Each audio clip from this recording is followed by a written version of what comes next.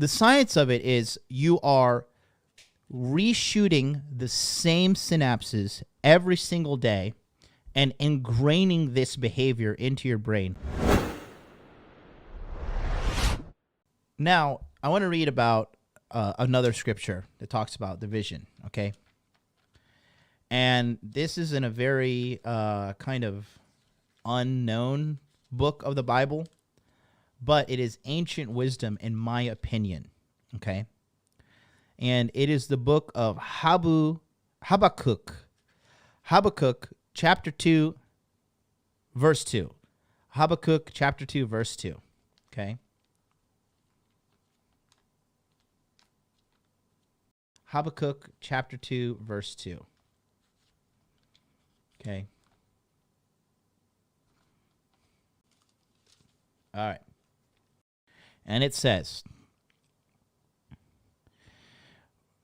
"And the Lord answered me and said, write the vision and make it plain upon tables, that he may run that readeth it." Okay. Verse 3 says, For the vision is yet for an appointed time, but at the end it shall speak and not lie. Though it tarry, wait for it, because surely it will come. All right. So it is being taken a little out of context here, but there is a part that I want to talk about that is very important. Okay.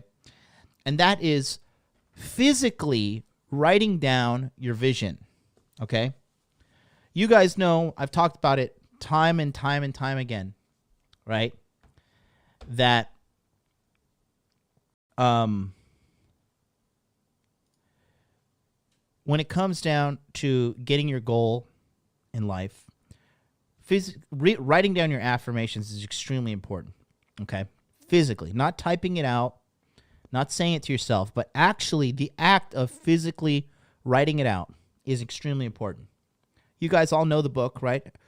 Who has not seen the book where I was writing down my vision for life for 5 months straight in a row? Who has not seen it? I think most of you guys have seen it, right? If you want me to show it, put a 1 in the chat. I got to go back in my bedroom to get it. But put a 1 if you want me to see it. If you want to see it. Put a 2 if you don't want to see it. But it is something about physically writing things down that makes it really, really tangible. Okay. Apparently, a lot of you guys haven't seen it. I thought we must have a bunch of new viewers here. Jerry's pushed the 2. I saw the video name, not the book. You want to see the book? All right. Writing out what you think converts thought into action. Exactly, says perfect, Wraith. All right, 2 seconds. Let me go in the bedroom and grab it. All right. I thought most people have already seen me do this, but I guess not. So this is my book. Let me show you. Okay. Gotta take the dark pass thing off. Hold on. Okay. So you see there? Let me turn on my other light. I have like the sexy mood lighting on right now, but let me just blast the lights so you can see what's going on. All right.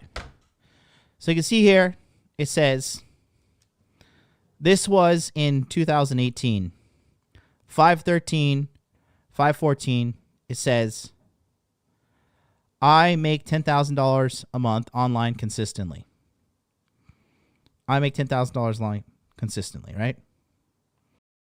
And I did this for, you can see,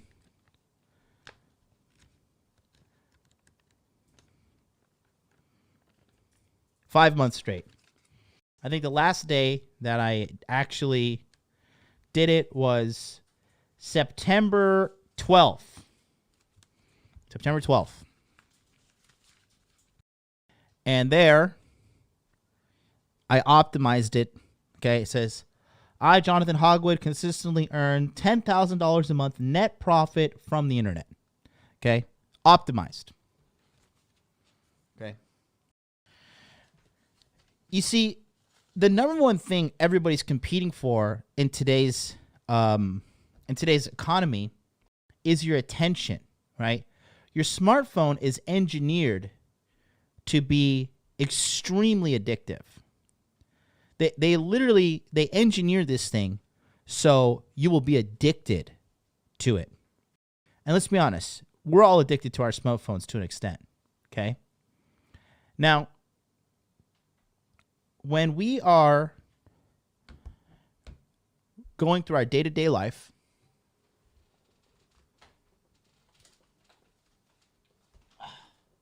actually, while I'm on the topic, I'll show you this is my new journal. I've not been as dedicated. However, I have started. This is the new one. Okay. I, Jonathan Hogwood, consistently earn $100,000 a month USD net profit per month, and it is deposited into my account at the end of the month. Okay. So this is a new one. I'm going to fill this bad boy up. It's going to take some time, but I'll keep on with this one as well. Right? So, when it comes down to writing your vision down, it's a couple of things that I think that are good for you, and I really believe that they wrote this down in the Bible for a reason. It is ancient wisdom, right? It's almost like fucking casting a spell to an extent, right? By doing this every day, right? You're gonna like cast a spell on yourself to an extent, right? Like, you're just, the science of it is you are reshooting the same synapses every single day and ingraining this behavior into your brain. Literally, that's how the synapses work. The more your brain fires off these synapses, the more it becomes second nature to you, right? That's like when you first start something and it's like really difficult, and then you can do it like second nature. Is because the light particles that are flying in your brain, they're actually carving and making these actual connections in your brain. And the more you do something, the more you become good at it, and the more it becomes second nature. That's why they say, repetition is the mother of all skill. It's literally just the science of it all. And so when you wake up and the first thing in the morning is you write down your affirmations and you watch your mind movie, right? It reaffirms the vision in your life. And it preps you for the day when you're like, okay, now I'm going to go out. I'm going to fucking sit in traffic. I'm going to tolerate my insufferable fat HR manager in my department that I hate. I'm going to look at my cuck of a fucking boss that I know hasn't fucked his wife in 5 years, and this guy's like telling me what to do and like being condescending prick to me. I'm going to go to the gym and I'm going to deal, like for my example, right, with the racist Japanese guy. I'm going to go to the gym and tolerate this fucking racist shithead at my gym, and because I need to get the body that I want, right? When you have these inevitable things that are coming into your life to derail you, and you have this vision that fuels you, it really adds meaning to life. It adds meaning to all the meaninglessness that is life, right? Think about it like this, right? Honestly, this always happens to me. Anytime I'm laying down on a surgery table or a doctor or the dentist, right? I always have I hate looking up at these medicine light or these like medical lights, right? I hate it. Fucking reminds me of I'm going to die one day. It really makes me feel uncomfortable. But it's inevitable, right? And when you're about to die, right? I don't know if any of you guys have envisioned this, but have you ever envisioned what you will do in your last dying moments? Because for most people, it's I'll just look at somebody and I'll tell them I love them, right? What would you do in your last dying moments? Honestly speaking, if you're about to lay there and the lights are about to go off and it's game over, there's no Jesus, there's no Allah, there's no flying spaghetti monster, Satoshi Nakamoto isn't going to escort you up to heaven, right? Honestly speaking, write in the chat, Like, what would you think of? What would be your last moments? Like, you would, for most people, it would be like, for example, the movie Saving Private Ryan, when the medic was about to die, he screamed out "Mama!" Right? And it's funny. I'm watching the viewership plummet right now as I start to talk about dying. We went from like 200 to like 170, right?